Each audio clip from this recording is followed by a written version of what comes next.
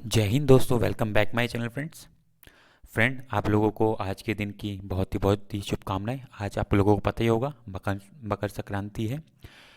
मकर संक्रांति को फ्रेंड भारतवर्ष में अलग अलग नामों से जाना जाता है। आप लोगों को पता होगा, पोंगल के नाम से भी इसको तमिलनाडु की साइड जाना जाता है। तो आप लोगों के जीवन में मकर संक्रांति के दिन काफ़ी ढेरों शुभकामनाएं। अपने जीवन में जो भी लक्ष्य आप प्राप्त करना चाहते हैं उसको प्राप्त करें। ठीक है फ्रेंड्स। तो आज हम देखने वाले हैं 13 जनवरी के करंट अफेयर्स। ठीक है, मेहनत करते रहिए फ्रेंड्स, सफलता आपको जरूर मिलेगी। तो चलते हैं फ्रेंड, आज देखने वाले हैं 13 जनवरी करंट अफेयर्स। चलिए फ्रेंड, क्वेश्चन नंबर फर्स्ट है, इंपॉर्टेंट क्वेश्चन है और एडिशनल इन्फॉर्मेशन भी है, तो वो आपको पूरी तरीके से याद रखनी है।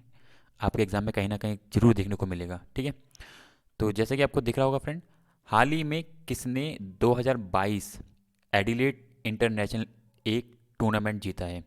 ठीक है, अगर जिस जो भी टेनिस थोड़ा देखता होगा तो उनको पता होगा इनके बारे में। ठीक है, तो उनका नाम आप लोगों का जो भी देखता होगा उसे पता होगा इनका नाम। तो गैल मॉनफिल्स इनका नाम है। ऑप्शन ए इसका राइट आंसर होगा फ्रेंड्स। ठीक है, अगर ये अब जो भी टेनिस वगैरह देखता होगा तो पता होगा, काफ़ी अच्छे प्लेयर हैं ये भी। ये एक फ्रांसीसी प्लेयर हैं, टेनिस खिलाड़ी हैं, फ्रांसीसी टेनिस खिलाड़ी हैं। गेल मॉनफिल्स ने 2022 में एडिलेड इंटरनेशनल एक के पुरुष एकल स्पर्धा में रूस के कैरिन खचानोव को हराकर अपने करियर का 11वां एटीपी खिताब जीता है। तो ठीक याद रखना, एटीपी खिताब किसने जीता है? पुरुष एकल में तो इन्होंने जीता है। बाकी अगर हम बात करें इस पूरे टूर्नामेंट में पुरुषों में इन्होंने जीता है, ये फ्रांस के हैं, याद रखना, गैल मॉनफिल्स। फिर महिला में आती है एकल, जो महिला जीती हैं एल्शे बाल्टी, ऑस्ट्रेलिया की हैं। सबसे इंपॉर्टेंट आप लोगों के लिए ये है पुरुष एकल में, ये क्योंकि ये हमारे देश का ही है, इस मारे ये आपको याद रखना है, वेरी वेरी इंपॉर्टेंट रहेगा आप लोगों के लिए। ठीक है, यहाँ से क्वेश्चन आने के पूरे चांस रहेंगे। तो पुरुष युगल में रोहत पोपन्ना और राज राम कुमार रामनाथ ने पुरुष युगल में ये खिताब जीता है एटीपी का। ठीक है, ये याद रखना, ये बहुत ही इंपॉर्टेंट है, कहीं ना कहीं आपके एग्जाम में जरूर देखने को मिलेगा यहाँ से क्वेश्चन। ठीक है, नोट डाउन करके रख लेना, ये महिला डबल्स का है। ठीक है फ्रेंड, क्वेश्चन नंबर सेकंड है। ठीक है, निम्नलिखित में से किस बैंक ने हाल ही में फिटनेस के लिए एक अलग आंतरिक विभाग की स्थापना की है? इंपॉर्टेंट हो जाता है। ठीक है, तो फिटनेस के लिए किसी बैंक ने एक पर्टिकुलर आंतरिक विभाग की स्थापना की है। तो राइट आंसर होगा फ्रेंड ऑप्शन ए, भारतीय स्टेट बैंक। ठीक है, याद रखना, भारतीय स्टेट बैंक ने एक फिटनेस के लिए एक आंतरिक विभाग की स्थापना कर दी है। भारतीय स्टेट बैंक ने हाल ही में फिटनेस के लिए एक अलग आंतरिक विभाग की स्थापना की है। भुगतान और निपटान प्रणाली विभाग केंद्रीय कार्यालय के फिटनेस डिवीजन को शामिल करके 4 जनवरी 2022 से नया विभाग बनाया गया। ठीक है, आप लोगों के लिए इंपॉर्टेंट क्या है, मैंने यहाँ पे पिक्चर ली है आरबीआई की। ठीक है, रिजर्व बैंक ऑफ इंडिया की। कई बार एग्जाम में ये देखा गया है, जैसे कि डी प्लस बी या आप आरआरबी की ग्रुप डी की तैयारी कर रहे होंगे ना, तो वो पूछ लेते हैं कि बताइए आरबीआई के जो लोगो है उसके अंदर किन दो चित्रों को प्रदर्शित किया गया है। तो शेर और ये जो आपको पेड़ दिख रहा होगा नारियल का, तो आपको ये ध्यान रखना है, कई बार यहाँ से क्वेश्चन भी उठ के आ जाता है, तो आपको ये पिक्चर को ध्यान में रखना है कि ये पिक्चर से अगर कोई क्वेश्चन आता तो ईजिली अटेम्प्ट कर लें। ठीक है, अगर हम बात करें आरबीआई की स्थापना की, तो रिजर्व बैंक ऑफ इंडिया की स्थापना कब हुई थी? 1 अप्रैल 1935 को हुई थी। इसका मुख्यालय कहाँ पे है? महाराष्ट्र में है। और करंट में जिसके इनके गवर्नर है शक्तिकांत दास, इनके करंट में गवर्नर है। फिटनेस के जो लागू करने के जो क्या उद्देश्य रखेंगे यहाँ पे पढ़ लेना, ये उद्देश्य है, किस लिए इसको लाया जा रहा है, क्या पर्पस है, सारी बातें यहाँ पे लिखी गई हैं। ठीक है friends. Friend, question number third है, वेरी वेरी इंपॉर्टेंट है, जरूर क्वेश्चन आपके एग्जाम में आएगा यहाँ से। तो आपको फ्रेंड दिख रहा होगा, हेनरे हेनरे पासपोर्ट्स इंडेक्स के द्वारा जारी 2022 की तिमाही के लिए शक्तिशाली पासपोर्ट्स की सूची में जापान जापान ऑलवेज फर्स्ट पे रहता है, के साथ किस देश के पासपोर्ट पहले स्थान पर है? जापान कभी भी देखोगे आप हमेशा पहले पे रहता है। अब जापान के हाथ में एक और जो पासपोर्ट है जो उसके साथ में रहा है, वो देश का नाम बताना है जो पहले स्थान पे रहा है। तो फ्रेंड राइट आंसर होगा ऑप्शन डी, सिंगापुर। सिंगापुर इस बारी जापान के साथ पहला स्थान प्राप्त करने वाला बना है। ठीक है, तो आपको ध्यान रखना है, यहाँ पे बातें लिखी गई हैं। ठीक है, अगर हम बात करें, हमें इंपॉर्टेंट जानना है भारत की, तो देख सकते हो हेनरे पासपोर्ट इंडेक्स ने में भारत 83वें स्थान पर आया है, जबकि इससे पहले अगर बात करें वो 90वें स्थान पे था। ठीक है, इंपॉर्टेंट है, याद रखना। और भारत को 60 देश ऐसे हैं जो वीज़ा मुक्त पहुंच देते हैं। ठीक है ना, वीज़ा के बगैर भी आप उन देशों में विजिट कर सकते हो। तो वो ऐसे कितने देश हैं? 60 देश हैं। अगर हम बात करें, यहाँ पे पढ़ लेना, सूचकांक के बारे में बातें लिखी गई हैं आपके लिए। इंपॉर्टेंट ये है कि इसे 2006 में लॉन्च किया गया था। इसमें 199 देशों को शामिल करा गया है। ठीक है, चलते फ्रेंड आगे देख लेते हैं। अगर हम फ्रेंड बात करें सिंगापुर की लोकेशन की, इंपॉर्टेंट लोकेशन हो जाती है। आप देख सकते हो सिंगापुर लोकेशन यहाँ पे किसी के साथ भी बाउंड्री साझा नहीं करता ये। ऊपर यहाँ पे मलेशिया आपको दिखेगा।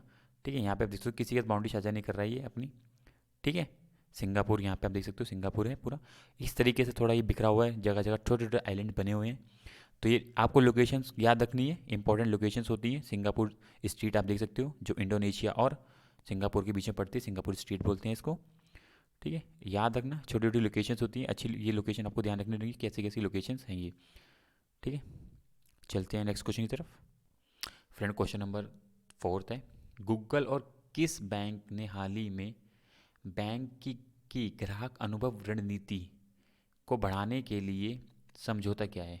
तो बताना वो बैंक का नाम, आपको दिख भी रहा होगा। तो आरबीएल वो बैंक है जिसने बैंक की ग्राहक अनुभव रणनीति को बढ़ाने के लिए गूगल के साथ, इंपॉर्टेंट क्या है, गूगल नाम आ रहा है, गूगल के साथ एक समझौते पे ज्ञापन किया है। ठीक है, याद रखना, वेरी वेरी इंपॉर्टेंट है। और आपके exam of point of view से बात करें तो आपके लिए ये बात इंपॉर्टेंट रहेगी क्या, कि आरबीएल की स्थापना की बात करें तो 1943 में, 1943 में होगी थी। और इसका मुख्यालय कहाँ पे है? महाराष्ट्र में है। ठीक है, एडिशनल इन्फॉर्मेशन है, बहुत इंपॉर्टेंट इन्फॉर्मेशन रहेगी आप लोगों के लिए। ठीक है, ये बाकी के बारे में लिखा है क्या क्या है वहाँ पे। ठीक है, याद रखना, आरबीएल की स्थापना 1943 में होगी थी, पुराना बैंक है काफ़ी। ठीक है, चलते हैं नेक्स्ट क्वेश्चन की तरफ। फ्रेंड इंपॉर्टेंट क्वेश्चन है, क्वेश्चन नंबर 5 है, वर्ष 2021 के लिए समय पर प्रदर्शन के लिए चेन्नई अंतर्राष्ट्रीय हवाई अड्डा को वैश्विक वर्ल्ड सूची में कौन सा स्थान मिला है? वेरी वेरी इंपॉर्टेंट है फ्रेंड। तो उसको वर्ल्ड सूची में स्थान मिला है फ्रेंड, ऑप्शन सी, 8वां। एग्जाम पॉइंट ऑफ व्यू से बहुत इंपॉर्टेंट हो जाएगा ये। वर्ष 2021 के लिए समय पर प्रदर्शन मतलब कि हर एक चीज़ को टाइम के अकॉर्डिंग करने में चेन्नई अंतर्राष्ट्रीय हवाई अड्डे को 8वां वैश्व में वर्ल्ड में 8वां स्थान मिला है। ठीक है, अगर हम बात करें पहले स्थान पे कौन सा है, मियामी हवाई अड्डा संयुक्त राज्य का। ठीक है, यहाँ पे दो, सेकंड और थर्ड में जो जगह बनाई है वो जापान के ही हवाई अड्डों ने बनाई है, आप देख सकते हो। तो भारत का कौन से स्थान पे एक आया है? 8वें स्थान। ठीक है फ्रेंड, देख सकते हो, याद रखना, ये बहुत इंपॉर्टेंट रहेगा आपके एग्जाम के लिए। ठीक है, अगर हम फ्रेंड बात करें भारत के प्रमुख हवाई अड्डों की, तो इंदिरा गांधी आपको पता ही होगा, हवाई अड्डा नई दिल्ली में।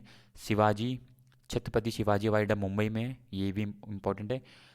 नेताजी काफ़ी बार एग्जाम में आया है, नेताजी सुभाष चंद्र बोस का हवाई अड्डा कोलकाता में है। अन्ना हवाई अड्डा चेन्नई में है। बाबा साहिब अम्बेडकर हवाई अड्डा वेरी वेरी इंपॉर्टेंट है, नागपुर में, याद रखना। ठीक है, और सरदार वल्लभ भाई, तो पता ही होगा, सरदार वल्लभ भाई पटेल का हवाई अड्डा अहमदाबाद में। आपको ये याद रखना, ये काफ़ी बार एग्जाम में आ जाता है, नेताजी सुभाष चंद्र बोस का हवाई अड्डा कलकत्ता में है। ठीक है, वेरी वेरी इंपॉर्टेंट हवाई अड्डे हैं ये।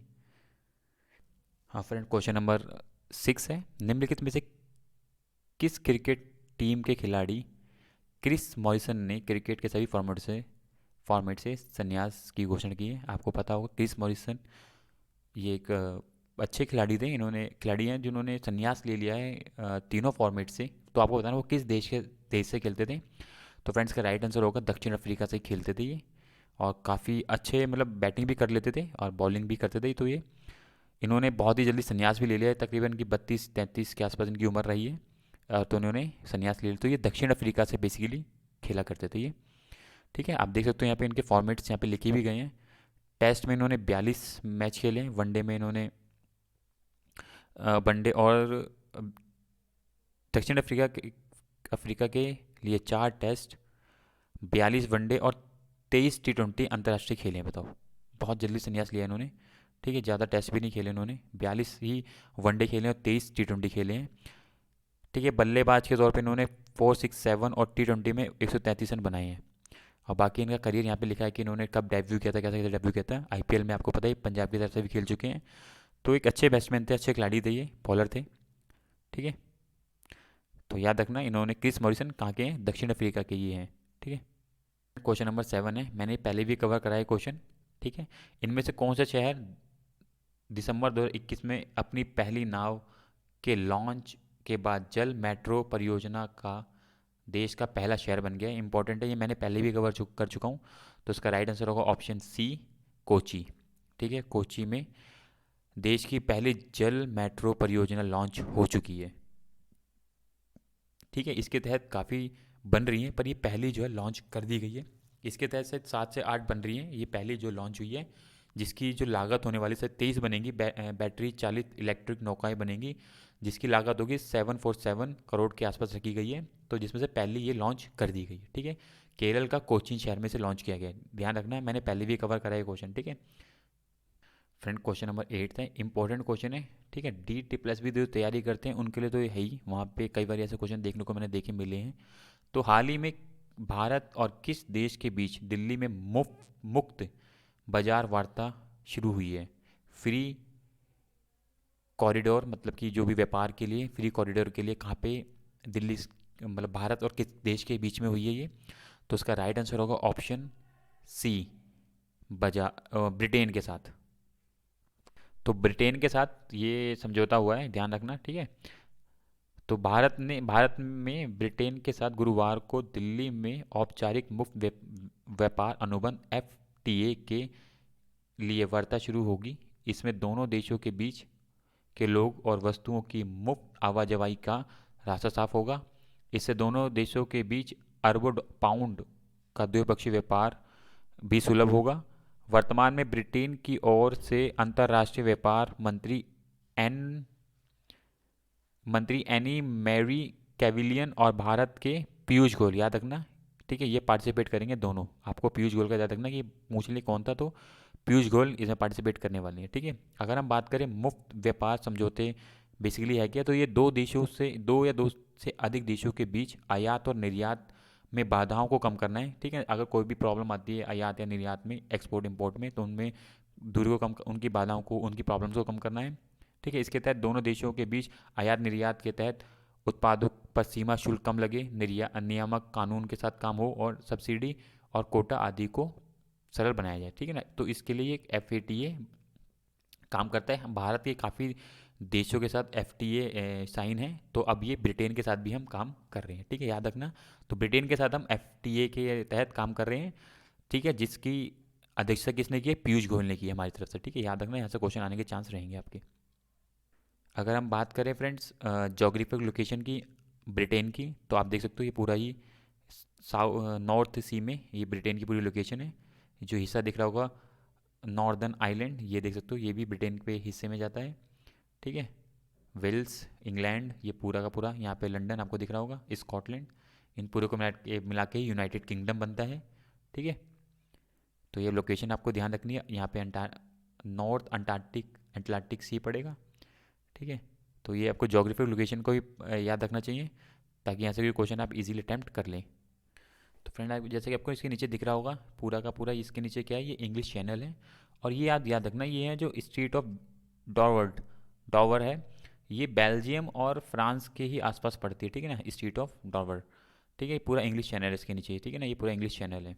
ठीक है, याद रखना, लोकेशन इंपॉर्टेंट रहती है, कई बार जान पूछ लेते हैं। ठीक है, इंग्लिश चैनल कहाँ पड़ता है, तो ब्रिटेन और फ्रांस के पास में पड़ता है ये। ठीक है फ्रेंड, क्वेश्चन नंबर 9 है, हाल ही में राष्ट्रीय मानव तस्करी जागरूकता दिवस 2022 कब मनाया गया? इंपॉर्टेंट है, तो ये 11 जनवरी को मनाया गया था। ठीक है, इंपॉर्टेंट है, याद रखना, 11 जनवरी को राष्ट्रीय मानव तस्करी जागरूकता दिवस बनाया गया 2022 का। इस वर्ष राष्ट्रीय मानव तस्करी जागरूकता दिवस 11 जनवरी 2022 को मनाया जा रहा है, जो मंगलवार को है। दिन का उद्देश्य मानव तस्करी पीड़ितों की दुर्दशा के बारे में जागरूकता बढ़ाना और उनके अधिकारों को बढ़ावा देना और उनकी रक्षा करना है। ठीक है, यहाँ पे पूरा इतिहास लिखा गया, कैसे कैसे इसको लागू किया गया, पढ़ लेना। ठीक है, बेसिकली 11 जनवरी को मानव तस्करी जागरूकता दिवस मनाया जाता है।